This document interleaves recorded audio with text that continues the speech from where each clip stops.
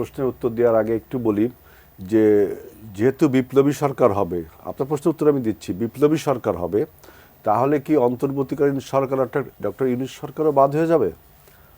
অনেকগুলো একটা প্রশ্ন আসছে। এসে যায় যে আজকে পর্যন্ত 31 তারিখ পর্যন্ত যারা যারা সরকারে ছিল, প্রশাসনে ছিল, ক্ষমতা সব বাদ হয়ে যাবে? অন্তর্বর্তীকালীন সরকার যত উপর সব বাদ হয়ে যাবে, তাহলে প্রধান উপদেষ্টাও কি বাদ হয়ে যাবে? আসলে মানে এটার একটা ধারণা কিন্তু মানুষকে পরিষ্কার দেওয়া উচিত যে কি করতে চাচ্ছে তারা। অন্তর্বর্তীকালীন সরকার তাহলে বাদ হয়ে যাবে। তারা রাজনৈতিক দলগুলোকে আহ্বান জানাচ্ছে, কিন্তু রাজনৈতিক দলগুলোর সাথে কি এই বিষয়ে আলোচনা করেছে? আপনার জানা আছে কিনা এই বিষয়ে?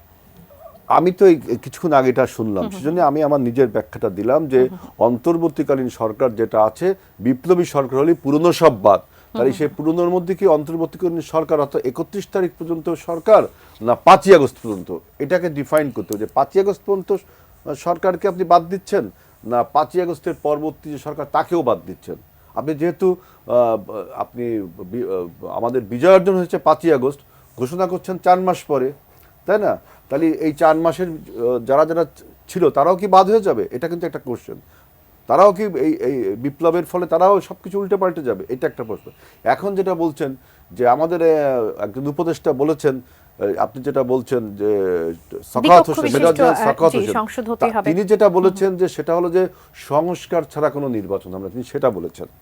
তিনি কিন্তু সেটা বলেছেন, আপনি হয়তো বলছেন আর একটা, তিনি এটা বলেছেন। অনেকগুলো বিষয় আসলে সেখানে উঠে এখন এসেছে, তার আমাদের মধ্যে এটি একটি। বক্তব্য হলো, দেখেন আমরা কিন্তু বলেছি যে বিএনপি প্রথম সংস্কারের প্রস্তাব দিয়েছে এবং বিএনপি সংস্কার চাই না, এটা একটা propaganda.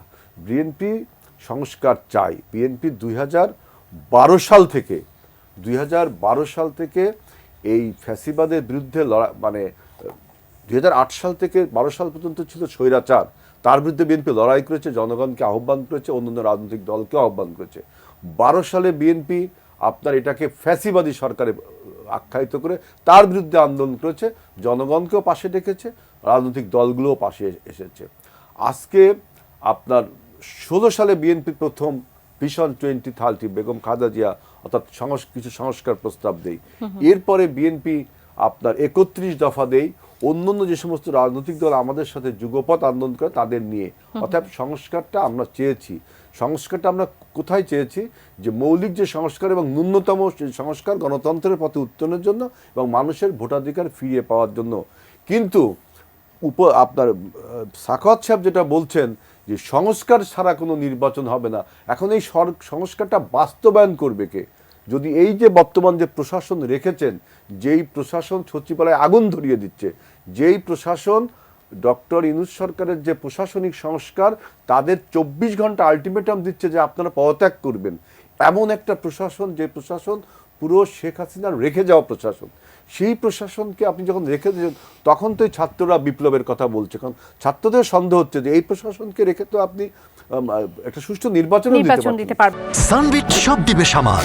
Sunbit magic press dishwashing এর মাথা ঘোরানো সলিউশন। জনগণের এই চাওয়ার তো প্রতিফলন ঘটে, জনগণ তো আর ব্যক্তিগতভাবে বলতে পারে না, সেগুলো রাজনৈতিক দলগুলোর মাধ্যমে সেই বক্তব্যগুলো আসে। রাজনৈতিক দলগুলো কিন্তু এটা বরাবর বলে আসছে যে সংস্কার অবশ্যই দরকার, কিন্তু সংস্কারের নামে লম্বা সময় ক্ষেপণ করা না।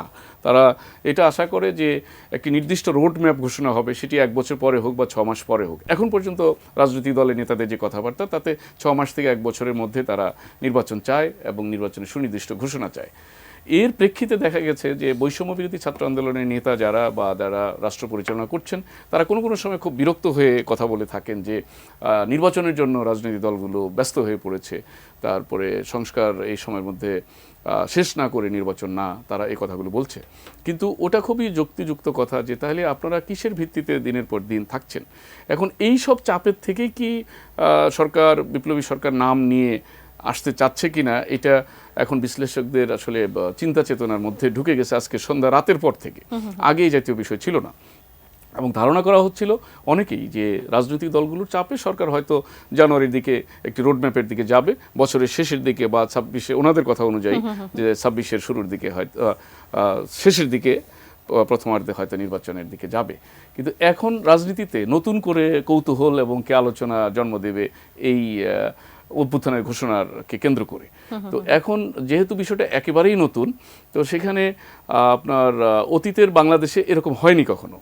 বাংলাদেশে আরেকটি মহান প্রশ্ন তিনি বড় করেছিলেন, সম্পূর্ণ মুক্তিযুদ্ধ প্রশ্ন যে- হয়েছে, 90-এর গণ অভ্যুত্থান হয়েছে, বা 1/11 হয়েছে, অন্তর্বর্তী তত্ত্বাবধায়ক সরকার হয়েছে, এবং সেনা সমর্থিত তত্ত্বাবধায়ক সরকার হয়েছে, নানান ডাইমেনশনে এই পর্যন্ত আসছে। কিন্তু এবার যা হচ্ছে একেবারেই নতুন, ফলে আপনার ধারণা করতে হবে তাদের অ্যাক্টিভিটির উপরে। অতীতের কোনো কিছুর থেকে উদাহরণে আসা যাবে না। আমার মনে একদম, হয় যে একদম। খুব বেশি দিন নাই, 31 তারিখ, খুব দ্রুতই এটি ঘোষণা হয়ে যাবে। যে দর্শক ফোন করেছিলেন তার উত্তর দেওয়া আসলে এটাই যে সরকার তাকে নিরাপদ এবং কি স্বচ্ছন্দ রাখার জন্য হয়তো একটা পথ খুঁজছেন আর কি। এর চেয়ে বেশি এই মুহূর্তে বলার দিচ্ছি না।